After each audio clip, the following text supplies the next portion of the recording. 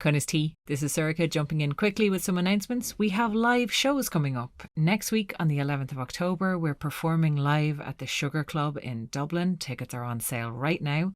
And we will also be at Puka Festival again this year, at the opening parade in Trim, and again performing stories at Brogan's Bar in Trim on the 29th.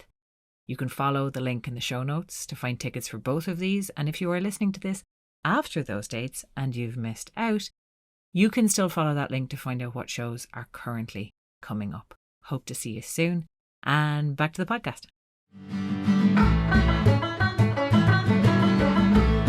Cunis Tea, how are ye? Welcome to the Candlelit Tales podcast. My name is Aaron. I'm sitting down with my sister. My name is Surika. And we tell Irish myths and talk with them afterwards. We are going to be having a reflection about the classics. Yes. Right. So. Our current series. Well, the one that has just finished. So, yeah, we've been doing this podcast for a minute now, and a bit of a time. We kind of forgot some. I guess we started off doing the stories that no one had ever heard of. That was kind of the thing, was that we wanted to be like the real stuff, the authentic Irish mythology, the mad stuff. And then, I mean, in fairness, we did start with the Taun, which is quite well known, but you know, we realised, you realised that we had sort of skipped some of the basics in our haste to get to the...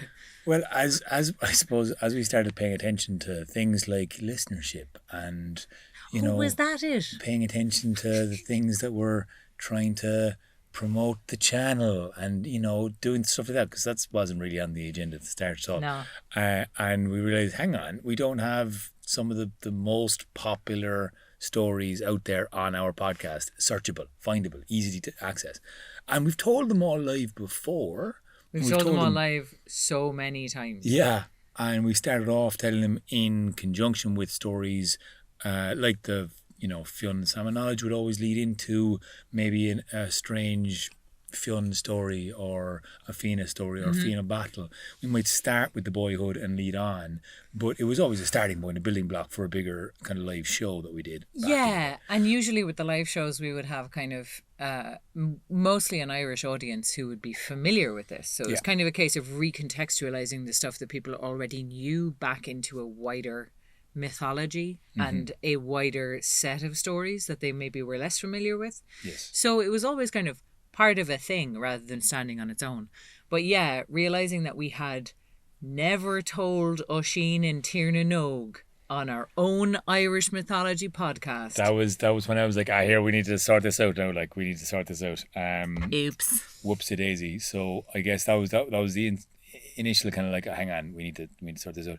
Now, some of them we had told, and the very easy thing for us to do, and I've always been to do, is like, if you've told a story and you told Deirdre of the Sorrows, I'll just do a version of it. Yeah. So I told Deirdre of the Sorrows, which was like episode 4 or something of the podcast, so God knows. Yeah, again, like, it's kind of interesting even looking back and listening to it, kind of, what we did with the Taun was we found stories that were very much in the Taun, and then also stories that were undiscovered, were exciting for us, and were how do we keep the inspiration alive by telling these stories was often by finding a new link. We didn't know this. Oh, wow, this is a new thing. Oh, well, let's explore this narrative that adds into the fuller complexities of the pattern on the tapestry of Irish mythology. But this was, let's go back and actually do it right. Yeah, let's go back and actually have a look at it. So let's talk about Oisín. Yeah. Why is the Oisín story such a fascinating story for Irish people?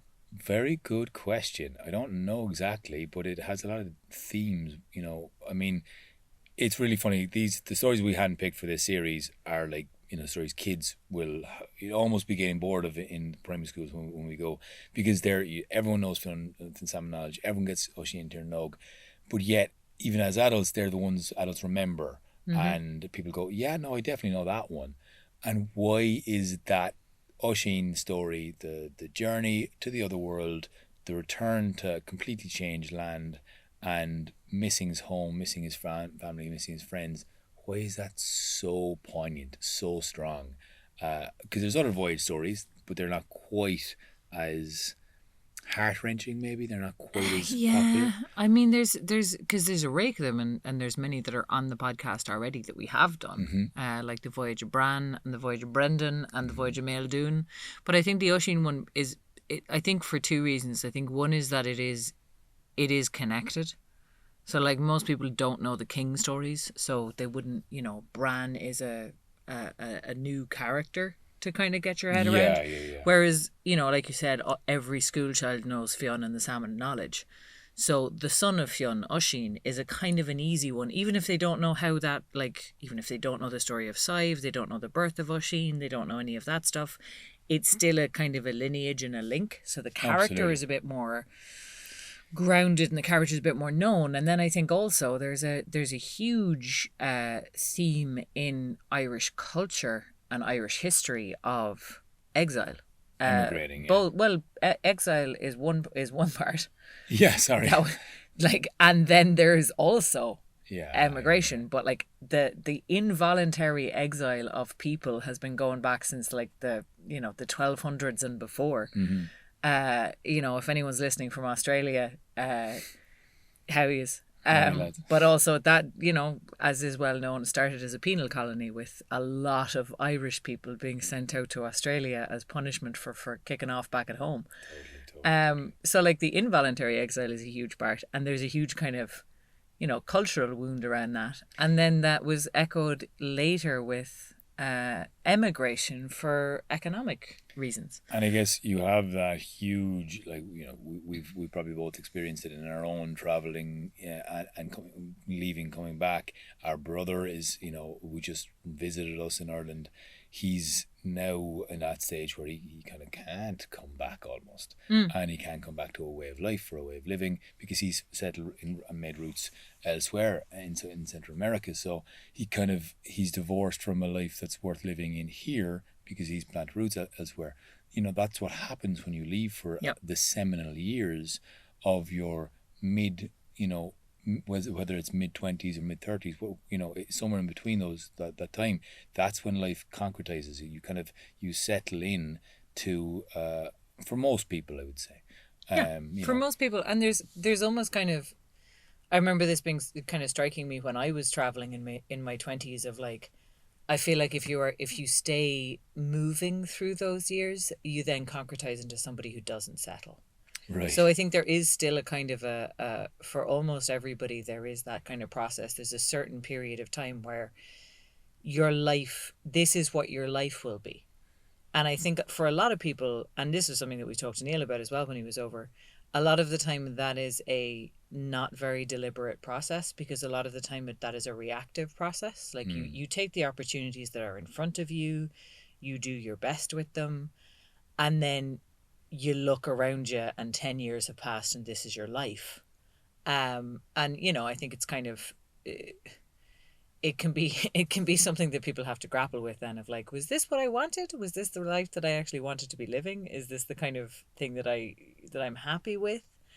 But it's in the particular context of like exile and return, the thing that then happens is that you go away for a certain amount of time, you think of the home that you left, and when you come back to it, after a certain amount of time has happened, you are coming back to a place that is unrecognizable because the other people in your life have also been through that process of change and of settling. And the nostalgia is for a time as much as it is for a place. Like I remember talking to a friend of mine who lived in Ireland for a couple of years and then went back home to the UK, and like, we were chatting about, she missed kind of meeting up with all of us and hanging out, and I was kind of like, that particular group, we don't hang out anymore. Yeah. Like people have kids, people have moved, people have new jobs. Like it's Yeah. It's like that romantic version is not really there. We're not going to Whelan's every Wednesday for the dancing anymore. Like that's dead. Like that's been and gone. Yeah. And I guess that's kind of one of the invitations to explore, the invitations to be the rambler or go for the adventure, and that's certainly what Oisín takes up from Niamh's, literally just inviting him over to Tiernan Oak, where it is all possibilities, it is all happiness, it is all, yoga and meditation on the beach. That sounds great. And, you know, when you're rushing off and seeking adventure, there's so much out there. There's always a new waterfall. There's always a new thing to explore and park to be amazed by. And the world is endlessly fascinating. And it is abundant with visual spectacle. And that's kind of, I think, what this story like tries to emphasize, is that like there is amazement out there no matter where, and something in it, in this land of eternal life and youth, and no one gets sick and no one ever gets sad, is this kind of divorced from a real life, which is connected to the season. Like that for me is pivotal. Like the fact that it never gets winter, doesn't get dark, doesn't get cold. There is no winter. There is no cocooning, having to sense the seasonal change, weather yourself, and you know, figure out how and to renew yourself. And renew yourself. And Yeah. I think there's something as well in, like, I remember this from when I was traveling a lot when I was younger, of like, there comes a point where you cease to experience the waterfall in its wonder. You see a waterfall and you start to talk to people who did that waterfall. And like, did you do that? Did that pyramid and did that place, and you know, what did you do to it? That was Neil's joke always, was, what the fuck did you do to it? But yeah, like it ceases to be an experience and it starts to become a checklist. Like even the most beautiful and spectacular places in the world, when that's all you're seeing, it kind of loses the shine in a really interesting way. And I think that's also what happens with Oisín, is that like this endless happiness, this endless summer, this endless play gets really fucking boring because it's not contrasted with anything. There's no winter to contrast the summer. There's no grief to contrast the joy. There's no loss to contrast the belonging. Well, if everyone's always happy all the time, then happiness means nothing. What the fuck are you supposed to be really elated by? And why do you really care about these people? You know, and that's the kind of, you know, that often rings a bell with me when I went, again, going back to it to try and keep these old stories that we've told loads of times and heard so many times fresh and new is a challenge. And that's what's been the challenge of this series, really. But to kind of go back into it and think about what is it about that kind of free and spirited. And look, I love traveling. I love going away. And yet there is a thing about connecting to your friends that are going through tough times, that are having a difficult moment. To be there for somebody is one of the most beautiful things you can do for another human being. And it's not fun. And it's not elated, but it's human. And it's connected, and it's like it's what is massively divorced from Oisín and Tiernanog, and there is no sense of family, belonging, kind of culture and connectivity. Yeah, it's an interesting kind of one of like, what does community mean if nobody needs anything? Yeah, like Oisín is coming from a community of people who have all decided to choose their community rather than staying in the one they were born into. And you know, in a funny way, he is born into it, but like, he comes from an incredibly tight-knit community of people who look out for each other and take care of each other in a country where the clans take care of each other and look out for each other. And then he goes to a place where nobody needs to look out for you because you don't need anything. Yeah. Which I think, like, the disconnectedness that seems to bring of like, oh, no one needs me and I don't need anybody. How fucking lonely. You know? Yeah, I didn't think that actually is good. And I suppose we often kind of talked about like, the parallel of not knowing real happiness if you don't experience sadness, and that almost longing for a bit of kind of cathartic release, and coming back then and getting like shook by the change and the absolute landscape, like no forests, tolling of bells, churches, roads, towns, all stuff that wasn't supposed to be there in Fianna time. And the deforestation, which is actually remarked on in that story. Usually the clearing of a plain is kind of seen as a good thing, but I think that's kind of a turning point story, in that for the first time the loss of the forests is a sorrow, is a grief. Yeah. And like the clearing of the land for agriculture and the clearing of the land for these tiny little farms. And yeah, it's a huge, like, the landscape change and the kind of yearning after a previous time when things were, you know, golden and in balance is really kind of striking now. And like I as much as I think, oh yeah, well, obviously this story has been so profoundly well understood, it's so popular. Clearly not, because we're not doing great of actually introducing those forests back. Like, we're what, 1% of natural forests. Oh yeah, in we have Ireland? the least forest cover of any country in the EU, which is, you know, that's something that some of us are trying to work on. And but that's even taking into account the 10% that were nationally given, and 9% of that 10% is fast growing Sitka spruce. Non-native. Acidifies the land and kills everything underneath it. Absolutely. Yeah. No, we our forests are in a bad way at the moment. And there are attempts by some people who There are doing are great jobs. You know what? Come on back in tree. 100 years or so, and I think some of us will hopefully have made an impact, and that will still be here in a couple of 100 years. Yeah. The greatest thing you can do is, you know, plant a tree that someone else will enjoy the shade of. Yes. I think is a Japanese proverb that I absolutely assed up. There is a Chinese proverb of the person who plants the tree is not the grandfather plants the tree and the grandchild feels the shade. I think is the way that proverb goes, as far as I remember, but I could also be wrong. Leave a comment in the let us know what's the that actual proverb that we're making. What's that proverb that we're making shit of? So yeah, I mean, you know, in terms of the you know, the Tirnanog of Ireland, for people that live maybe in America, live in far off places, who have this ideal of this land being that Tirnanog, being that land of abundance and beauty. And it's green. It's very, very green. There's a lot of grass. It's still very here. green. There's a huge amount of grass. It's very good grass. It's very high in beta carotene, so our butter is very yellow. Yeah. Grass is also very invasive though, so it's not great.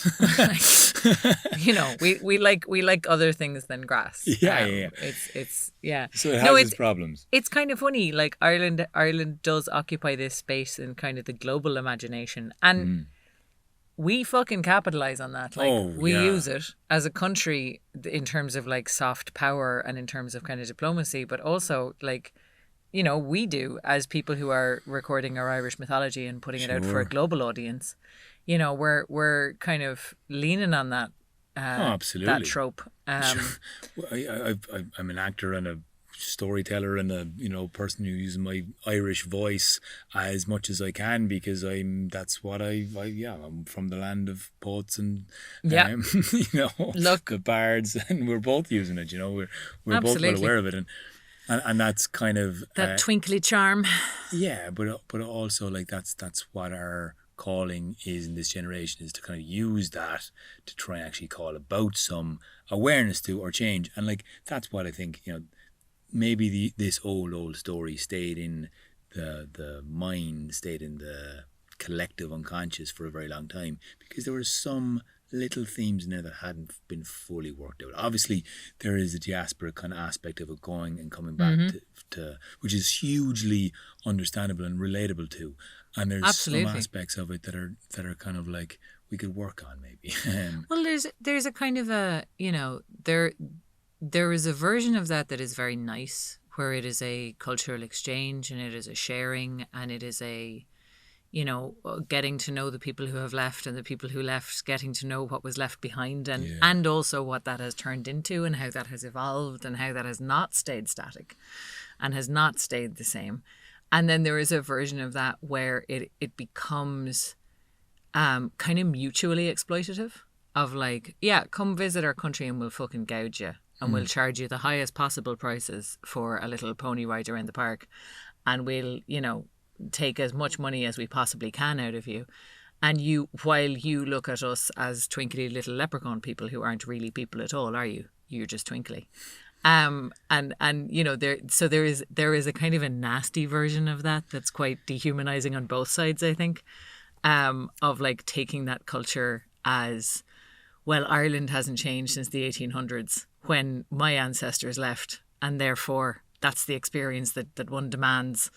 It's a weird little kind of tension that kind of comes in there as well, because Irish people also, a lot of the economy in Ireland is based on tourism. Sure. A lot of Irish people get real cynical about tourists. Massively.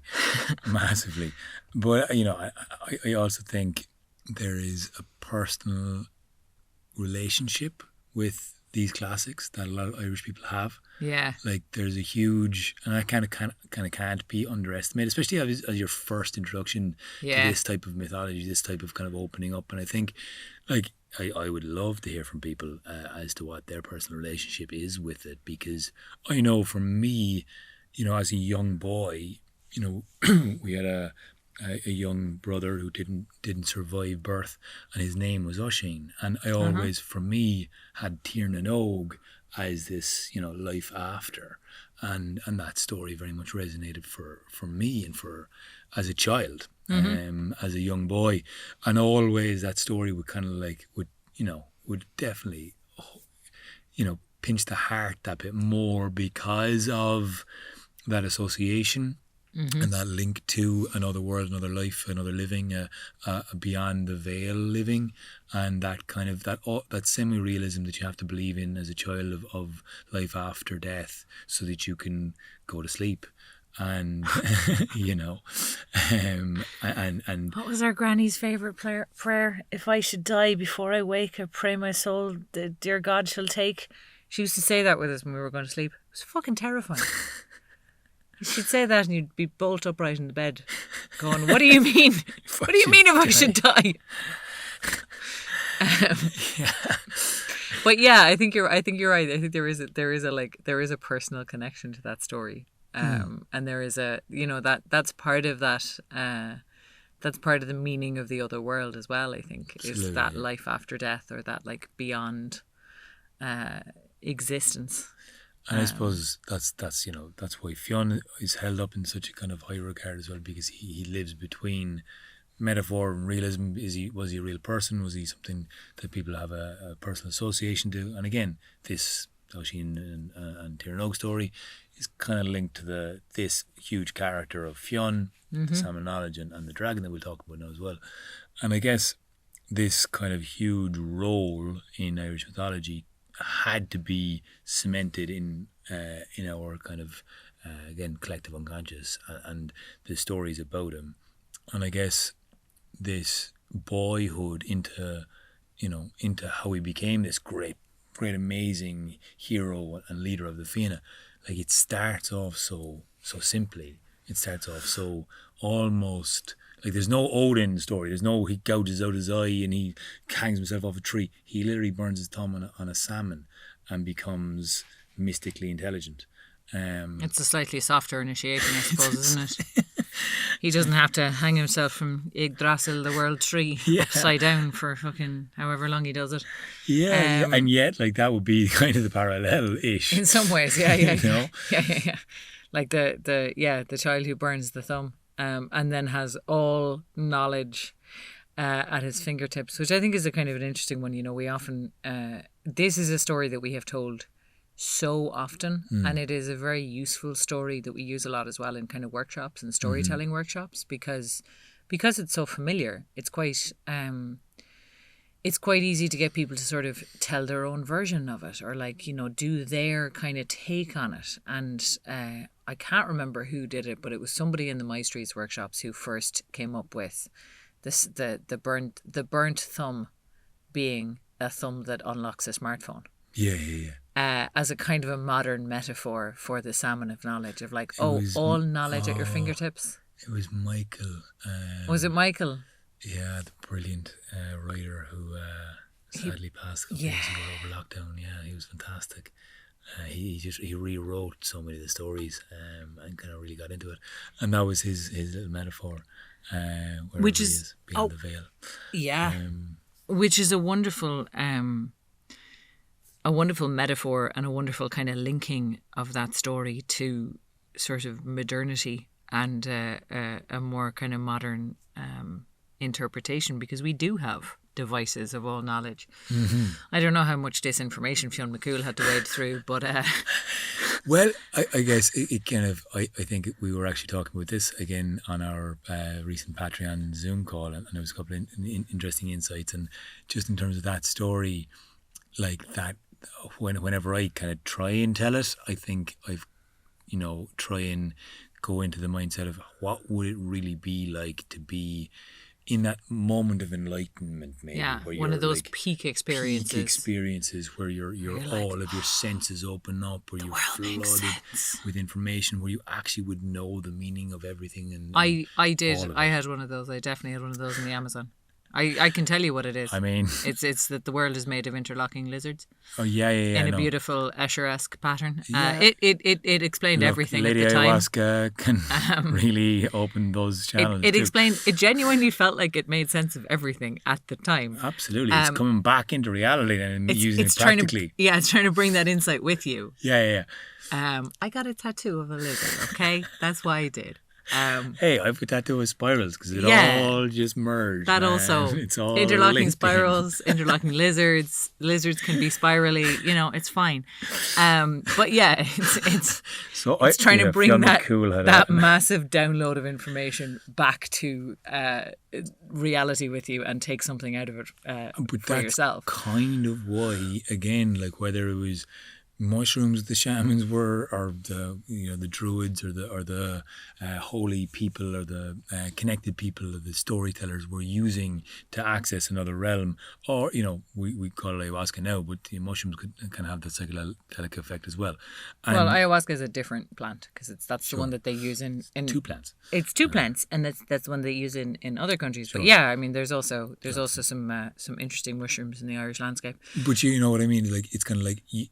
It's interesting for me that there's like a point that he has to use in order to access it, but it's not there with him all the time. He doesn't eat the salmon, and therefore he's now gifted the wisdom forever. He has to literally put something in his mouth to have that bing moment. Yeah. And he literally has to almost get the saliva activated on that wisdom again in order to. So there's something definitely that has always leaked into some form of psychedelics. I mean, it seems like a useful metaphor in a children's story for explaining to people why getting real twisted on psychedelics is good, actually, and you should try it. You should try it later. Say maybe to drugs, children. Again, I'm aware that some kids do listen to this podcast, so if you're with your parents, talk to them about it when you're a teenager. Please make sure that your children are under parental supervision. Hey, if you're listening to this, we're gonna have to put if you're listening to this warner and there's no adults present, that's because you're really cool. Stop that. Only the cool children are listening, unsupervised. Yeah, you're doing a great job, parents. Doing a great job, parents. Well done. I don't know how you do That's it. on you. No, okay, so let's Tangent. take it. Let's come back onto the main body of the river thing here. About this, I think, is that it requires for you to cultivate. This is actually a good segue, right? This is as if we planned it, because this kind of thing requires you, this access to information requires a person, to develop a really good capacity for discernment and discrimination of information. Because when you have all of the information in the world at your fingertips, and you have people who you hold as being experts in one regard giving incredibly poor advice, it's really important to be able to kind of recognize that and go, oh, the Hegartys know some stuff about Irish mythology. They definitely don't know what the fuck they're talking about with brain development. They definitely don't know anything about bringing up children. So we should probably not listen to them when they're talking outside of their expertise. Yeah, and we'll try and flag that. And we should also probably keep an eye out for that in other people who talk.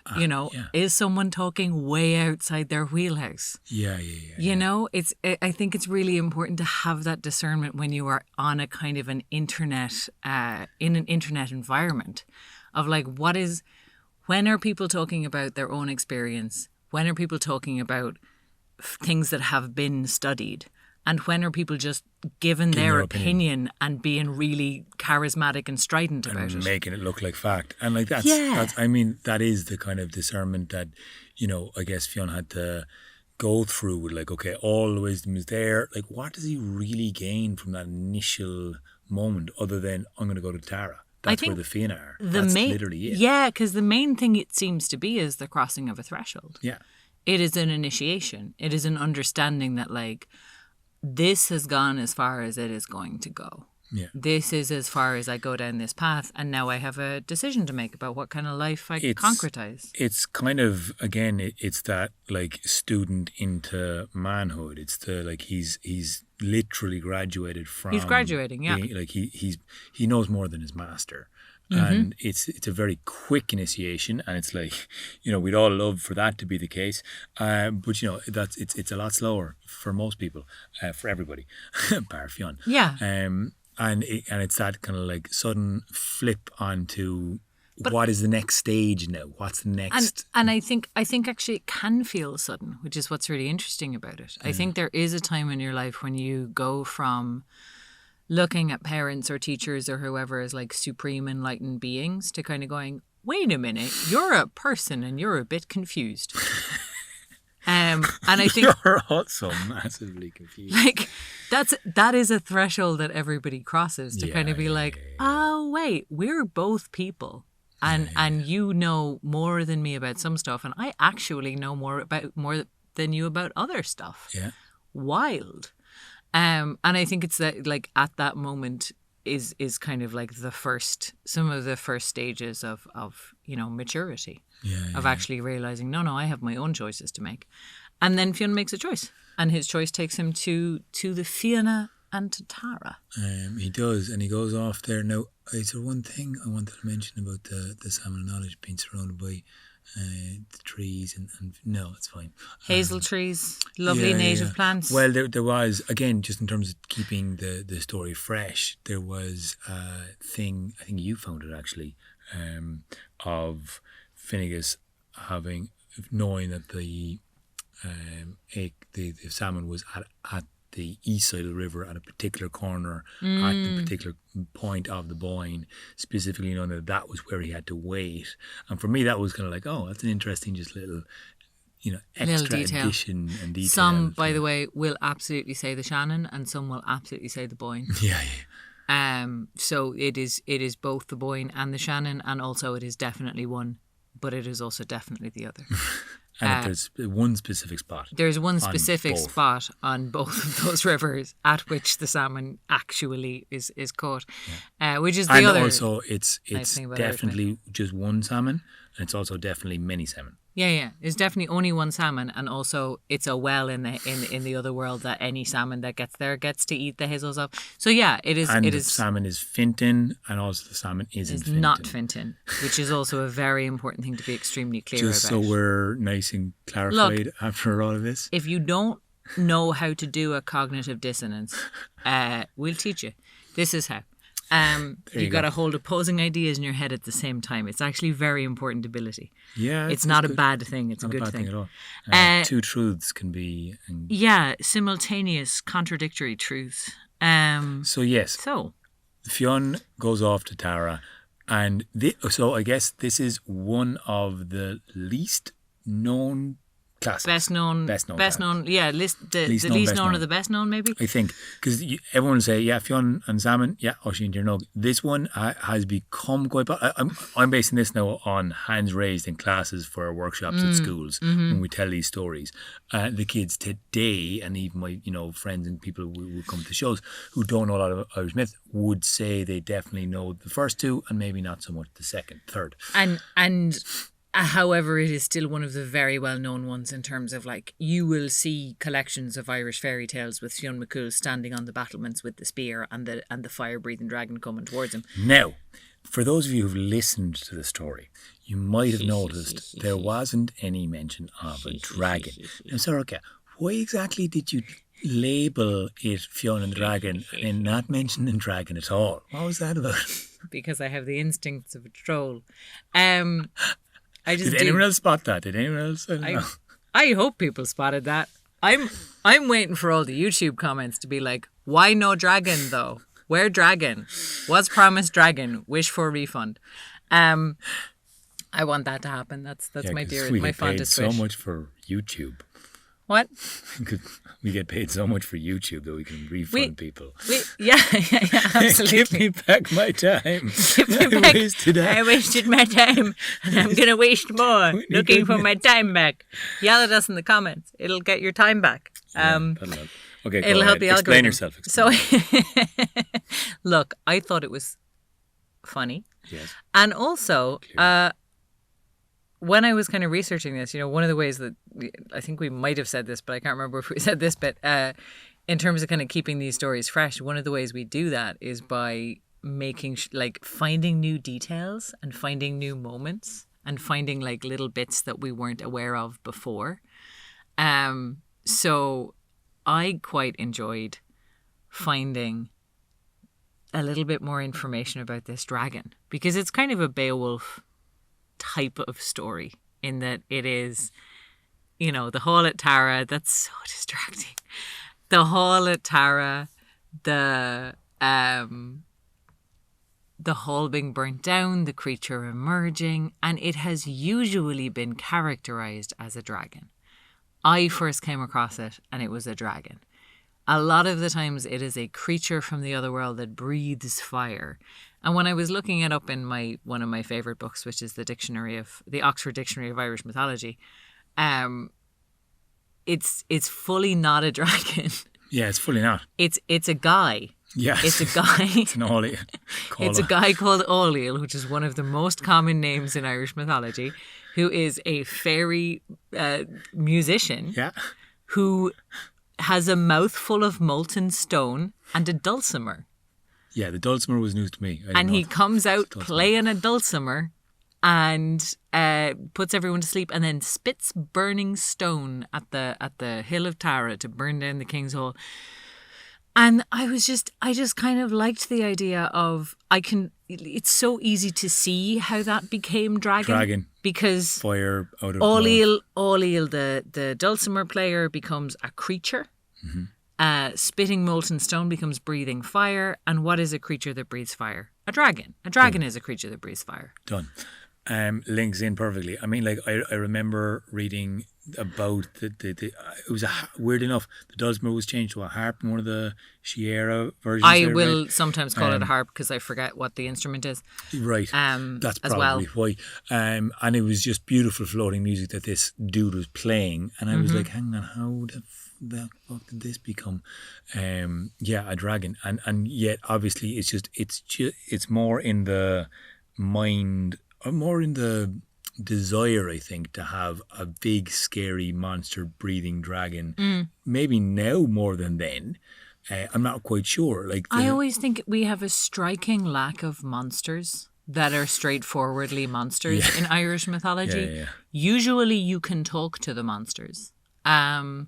Or they're just weird. Like one of the most horrifying ones that I've ever come across is the revolving beast from Maelduin, which is the creature that runs around and around and then revolves itself inside its own skin. In its own skin, yeah. Which is a horrifying image. And the sailors just don't land there because they go, oh no, that's nope, and keep going. And you have a certain number of ulfests and pastes that are driven out of places, and you have dog-headed and cat-headed creatures, and you have giants, and you have hags, and you have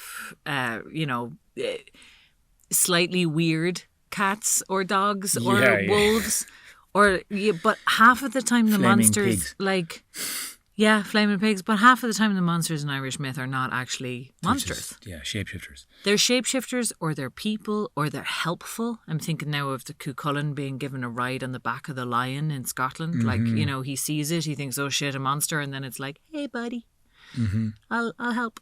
They're kind of, I think that lack is really interesting in Irish myth. When you're looking for monsters, they're a little bit hard to find because there's always another perspective on that monster. But landscape-wise, even the origin of these stories, what's the scariest thing in your surrounding? It's somebody who has a dark look in their eyes. It's somebody. It's a human being. Is probably in the Irish landscape the most scary thing out there. Someone with a vendetta, or the imagined counter hero, so I mean that's a good point. I mean, if you ever go to Dunangus on it's on the Aran Islands. Yeah. Like, it's an incredible fortress at the edge of a sheer cliff, and there's like a number of different walls and battlements, all facing inland. And there is nothing between you and the cliff. Which is a really interesting perspective of like, oh, the danger is coming from the people. The danger is not coming from nature. Don't fall off the cliff. Listen, if you're going to go fall off a cliff, you were going to fall off a cliff. All right? And listen, you're going to be that careless. But like, it is an interest. It's just kind of in terms of what you're saying. The danger is the other people. And especially those that have the magic ability of the Fae, and that's the kind of the imagined superpower, and that's the kind of although again the pastes, and like quite close to Dunangus is the paste hole, the giant, huge, rectangular rock hole that's just mad in the sea, and the paste being the kind of creature that is somewhat serpentine, somewhat kind of scary, and that's kind of obviously been kind of put on to this creature named Ollie, or made him a creature rather than and then the creature, whether it's reptilian, breathing fire, obviously modern days it's just easier to call him a dragon because all kids want a dragon in the story, and we proved that a number of times. In various workshops. But I guess the scariness of the description that you gave is this angled, thin and dark and tall and creepy, molten. It's terrifying. It's way more terrifying actually than. Yeah, a guy with a mouthful of molten rock is a whole other vibe. That's actually really that's pretty scary. Yeah. Like, dragons is just dragons, but like, here's a dude that's too long, and way too long, and playing music, and also mouth full of melted rock. Do you think that's an image? Like, do you think so? Like the copycat aspect of Irish myths and relating to other stories, and you mentioned that there might be kind of a Beowulf, it's the same, like, the way stories are all story shaped, and there's a limited number of shapes that stories can be in. You kind of get to know them after a while, which is when people ask us, how do you remember stories, by the way, that's the answer. All stories are story shaped, and you figure out what elemental shapes they are pretty quickly. But yeah, this is a Beowulf shaped story. Find out more on our year-long storytelling course. Yeah. We'll tell you about that. So yeah, there's that kind of like that is the particular shape of this type of story. Now, which one came first? I have no idea. Beowulf is the oldest written, I think, in this part of the world. And whether I have no idea. I assume that the Beowulf one got translated into Irish, and if you were going to do a Beowulf in Ireland, you're going to make the hero is Fianna instead of Beowulf. Sure, because that's kind of how it goes. They get adapted to whoever is the local hero is the one who does the cool thing. Yeah, again, like I often kind of wonder about those types of things in terms of like, is it just in the collective kind of unconscious? Is it like, is there just going to be a hero defeating the monster? That archetype is kind of there. No. Yeah, there's probably kind of a modern twist on it. Well, there's different things in different cultures, and it gets shaped by the culture that it's told within. Mm-hmm. And there is that thing as well of like, is the monster killed or is the monster sent away? Which is a kind of a real theme in Beowulf of like, every time he kills the monster, a different monster takes its place and is worse. So there's something really interesting about like Fionn. In all of the times that I have told this story and all the times I've heard this story, he doesn't kill Oisín. He doesn't kill the dragon. He wounds him and drives him off, and that breaks the cycle. Yeah. But there's also something about this cycle of destruction and rebirth that I think is kind of baked into this type of story as well, of like, particularly the destruction of like a feasting hall during a feast, because that's a high point. That's a point of high celebration. And the destruction of that is pretty devastating in this climate coming into winter, because you're also talking about like Oh, massively. Food stores, you're talking about having to do construction at the time of year where you have very little daylight and you have like not enough time to build before it's dark again tomorrow night. So it's a, you know, there's a particular thing I think there as well that is seasonal, and that is about that kind of cycle of destruction and rebirth and rebuilding. And, you know, the other thing that struck me when I was researching this one of like the cycle had been going on for 23 years. Yeah. Which is a really long time. Like that's a lot longer than Fionn is alive. Mm-hmm. That's a lot longer than, you know, the kind of bad bits in the Fianna have been going on. Mm-hmm. This has been going on well back in the time of Fionn's father. Yeah, with no mention of it. But like, you know, in as much as timelines make sense in Irish mythology, which again they don't. Much as there are both 2 and 1 salmons of knowledge. That is with the one salmon. So obviously this is like high priority for the Fianna, and I think the last point to really focus in on this story is what Fionn does at the very end there. Because like you mentioned Cumhaill, his father, being killed by Culmacmorna, and he goes into the feasting hall and he looks him in his one eye and basically says, all right. Yeah, I mean, I remember this striking me when I heard it told by, I can't remember what, there was a podcast that I was listening to where it was being told by someone who's not from Ireland, who kind of got to that point and was like, from every other mythology I've ever looked at, this should be a battle to the death. Yeah. From every other archetype of this story. You killed my father, therefore you die. You die now. This is a vengeance story. You. My name is Fionn Mac Cumhaill. You killed my father. Prepare to die. Like that's how that story goes. And I think it is really interesting that in the Irish version of that story, a different choice is made, and that, you know, the choice is made for harmony. And this is also kind of, this is the best version of Fionn Mac Cumhaill, because Fionn Mac Cumhaill isn't always perfect, and he's not always a paragon. And there are times, particularly with older Fionn, where he is less less generous of heart and less forgiving. But this kind of moment of young Fionn looking at his old enemy, who's kind of hunted him his whole life, and saying, "Let's be at peace," is huge. And like, it is huge because it's like by killing him, the feud will keep on going.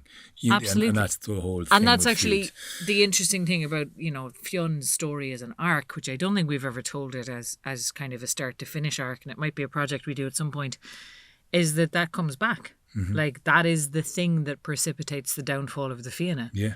Is when he and Gull fight again for the final time, and Gull is killed. And this becomes unforgivable. And that, like, the whole feud kicks back off again, and it is bad enough then to lead to the Battle of Gowra and the end of the Fianna. Yeah.